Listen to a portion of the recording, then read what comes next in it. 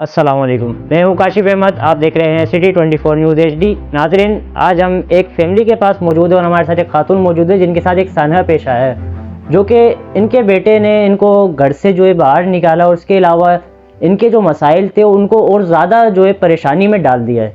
तो हमारे साथ जो है ये खातून मौजूद हैं, आए इनसे गुफ्तगू का आगाज़ करते हैं, इनकी कहानी इन्हीं की ज़बानी सुनते हैं। वजह यही थी, घर में लड़ाई झगड़े होते थे, काम धंधा नहीं करता था, रात भर बाहर रहता था, दिन में आके सोता था। और मेरा बेटा जो है ना वो घर पूरा चलाता था, उसके बीवी बच्चे हैं, उसके साथ लड़ाई झगड़ा करता था, मेरे साथ लड़ाई झगड़ा करता था और क्या ना मारपीट करता था। उसने मार पीट के मुझे घर से निकाल दिया और आज मैं 2 साल हो गए मैं अपनी बेटी घर में रह रही हूँ और मेरे घर पे कब्जा किया हुआ। मेरे 160 गज का मकान। आपके वैसे बच्चे कितने? मेरे बच्चे 8 थे, मेरे 2 बेटियां, मेरे शोहर का इंतकाल हो गया। और क्या नाम है, ये सबसे को कितना टाइम हुआ है? उनके इंतकाल 8 साल हो गए उनके इंतकाल को, और 2 बेटियां मेरी जवान इंतकाल कर गई मेरी, और ये सबसे छोटा बेटा है। हालांकि मैंने 45 साल हो गए उस मोहल्ले में रहती हूँ, मैं पूरा मोहल्ला गवाह है। मैंने बेटियों की शादी करी, पढ़ाया लिखवाया। हादसा जो है आपके साथ जो सानहा पेश आया, ये कितने टाइम पहले आया है? ये 2 साल करीब पहले हुआ है, 2 साल हो गए मुझे यहाँ आए हुए। तो इस वाक़ये के बाद आपने किसी सरकारी इदारे से रब्ता किया? मैं सब ओहदेदारों के पास गई हूँ, उनसे मैंने बोला, मैंने दरख्वास्त भी दी, किसी ने मेरा कोई साथ नहीं दिया। तो आप जो किस इदारे के पास गई हैं, ज़रा बताएंगे इस बारे में? मैं गई हूँ कोरंगी नंबर के 4 नंबर के सब जो ओहदेदार हैं उनके पास भी गई हूँ और थाने में भी गई, थाने में भी मेरी एप्लीकेशन लगी हुई है और उन्होंने भी कोई मतलब एक्शन नहीं लिया। और ना ये आता है ना बात करता, और इसने पेपर भी मेरे निकाल लिए, पैसे भी निकाल लिए, मेरा जेवर भी निकाल लिए, मेरे शनाख्ती कार्ड भी निकाल लिया, सब कुछ निकाल लिया लॉकर तोड़ के, और फिर मेरे को घर से निकाल दिया। मेरे को 2 साल हो गए, मैं कितनी परेशान हूँ, मैं बेवा औरत हूँ, मैं बीमार हूँ, मैं पता मैं किससे फरियाद करूँ। आप लोग मेरी मर्जी से फरियाद तो आंटी, आपने जो सरकारी ओहदेदारों से जो बातचीत करी है तो उसमें कौन थे आप, उनका थोड़ा बताना चाहेंगी? नाम क्या ओहदा था उनका?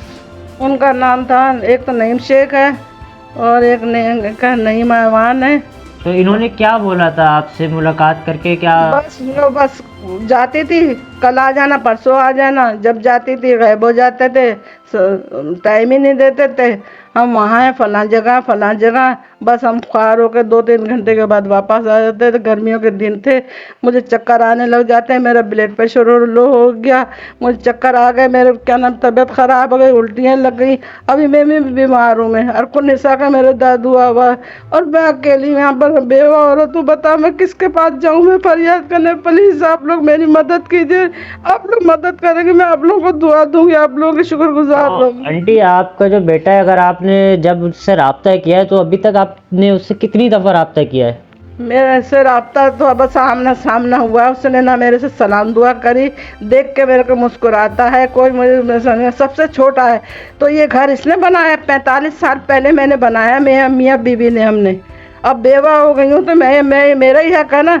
अब जाहिर है मैं अगर मर जाऊँगी तो इनको बेटों को ही दूंगी ना, लेकिन ये मुझे नहीं रहने दे रहा, तो मैं कहाँ जाऊँ? मैं मुझे बताएं आप लोग, मुझे बताएं मैं कहाँ जाऊँ? मैं इतनी महंगाई में, और मैं अपने बड़े बेटे के साथ में रह रही हूँ, उसके छोटे छोटे बच्चे। जब आपने बच्चे से अपने रब्ता किया तो उसने कोई बात आपसे करी उस टाइम पे? बीच में कोई ऐसी मुलाकात हुई हो?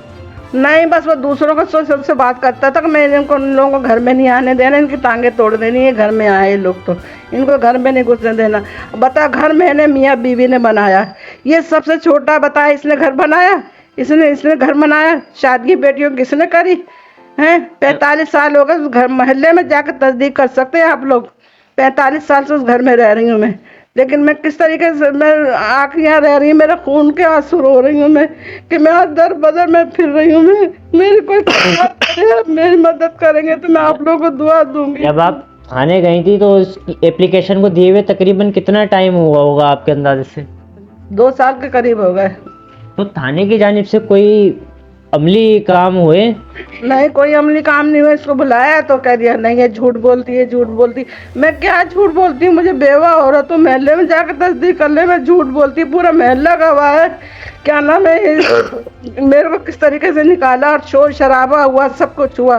तो आंटी, आप जो है आला हुकाम से क्या मुतालबा करना चाहेंगे? मैं आला हुकाम से ये मुतालबा करने चाहती हूँ कि मेरे साथ इंसाफ किया जाए, मेरे साथ तहफ़्फ़ुज़ किया जाए। मैं बेवा औरत हूँ, मैं आप लोगों को दुआएं दूंगी।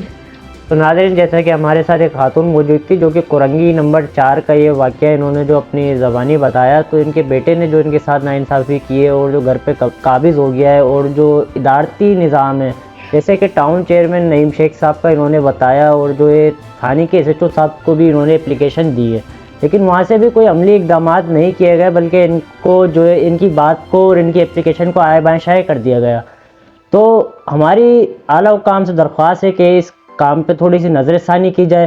तो नाज़रीन, आज के लिए हमें दीजिए इजाज़त। मज़ीद अपडेट्स और ख़बरों के लिए देखते रहिए सिटी 24 न्यूज़ HD कराची।